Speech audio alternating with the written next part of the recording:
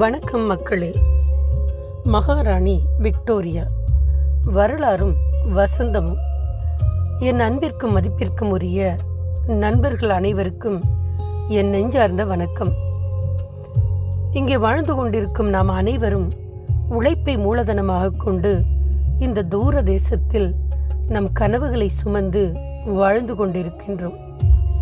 இன்று நம்மிடையே ஒரு சுவாரஸ்யமான, அதே சமயம் வரலாற்று முக்கியத்துவம் வாய்ந்த ஒரு நாளை பற்றி பேசுவதற்காக இங்கே வந்துள்ளேன். ஆம், கனடாவில் நாம் கொண்டாடவிருக்கும் விக்டோரியா மகாராணியின் விக்டோரியா டே பற்றியும் அதன் பின்னணி பற்றியும் தான் நாம் இன்று பார்க்க போகிறோம். ராணி விக்டோரியா யார்?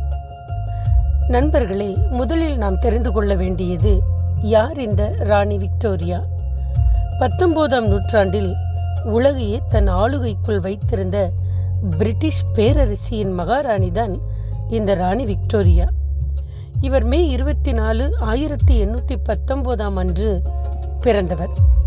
தமிழ் மண்ணில் எப்படி ராஜேந்திர சோழன் போன்ற மாமன்னர்கள் கடல் கடந்த பேரரசியை நிறுவினார்களோ, அதே போல உலக வரலாற்றில் மிக நீண்ட காலம், அதாவது 63 ஆண்டுகள் தராசு மாறாமல் ஆட்சி செய்த ஒரு வலிமையான பெண் ஆளுமைதான் இந்த ராணி விக்டோரியா. கனடாவிற்கும் அவருக்கும் என்ன தொடர்பு? இப்போது நம் மனதில் ஒரு கேள்வி எழலாம். பிரிட்டிஷ் ராணியின் பிறந்த நாளை நாம் ஏன் கனடாவில் கொண்டாட வேண்டும்? அதற்கான காரணம் மிக முக்கியமானது.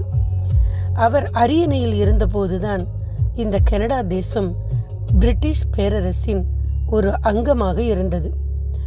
பல மாகாணங்களாக பிரிந்து கிடந்த இந்த நிலப்பரப்பை 1867 ஆண்டு ஜூலை 1 அன்று ஒன்றாக இணைத்து ஒரு தனி நாடாக சுயராஜ்யமாக உருவாவதற்கு முழு ஆதரவு தந்தவர் இந்த ராணி விக்டோரியா தான்.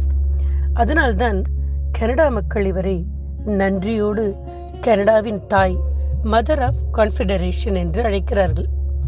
இவர் உயிரோடு இருந்தபோது 1845 ஆண்டிலிருந்தே கனடா மக்கள் அவரது பிறந்த நாளை ஒரு தேசிய விழாவாக கொண்டாடத் தொடங்கினார்கள். அவர் மறைந்த பிறகும் சட்டம் இயற்றி இந்த நாளை நாம் விக்டோரியா தினமாக இன்றும் கொண்டாடி வருகிறோம். இந்த நாளின் 2 முக்கிய முகங்கள், வரலாறும் வசந்தமும். நண்பர்களே, இந்த விக்டோரியா தினத்திற்கு 2 முகங்கள் உண்டு. ஒன்று வரலாறு, இன்னொன்று இயற்கை. கனடாவின் கடுமையான பனிக்காலத்தை உழைப்பால் கடந்து வரும் நமக்கு இந்த ஒரு நாள் மாபெரும் நிம்மதி பெருமூச்சு.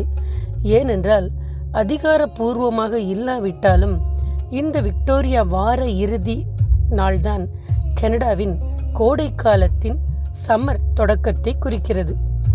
பூமி தன் பனிப்போர்வையின் தூக்கி எறிந்துவிட்டு பச்சை பசேலென உயிர் பெற்று எழும் அற்புத தருணம் இது. மக்கள் தங்கள் வீட்டு தோட்டங்களில் செடிகளை நடவும், இயற்கையோடு ஒன்றிணைய காட்டேஜ் போன்ற இடங்களுக்கு செல்லவும் இந்த நாளைத்தான் பயன்படுத்துகிறார்கள். பகலில் உழைப்பு, இரவில் ஓய்வு. இடையில் இத்தகைய வரலாற்று திருநாட்கள், உழைப்பை மட்டுமே நம்பி வாழும் நமக்கு இந்த நீண்ட வார இறுதி நாள் என்பது மனதை ஆசுவாசப்படுத்திக் கொள்ள கிடைத்த ஒரு ஏகாந்தமான வாய்ப்பு. ராணி விக்டோரியாவின் வரலாற்றை நினைவு கூறும் வகையில் இந்த நேரத்தை நாம் வரவேற்கும் இந்த இதமான வசந்த காலத்தையும் கோடையின் தொடக்கத்தையும் நாம் மகிழ்ச்சியோடு கொண்டாடுவோம். இந்த விக்டோரியா தினத்தில் உங்கள் அனைவருக்கும் என் மனமார்ந்த நல்வாழ்த்துக்கள். நன்றி, வணக்கம் மக்களே.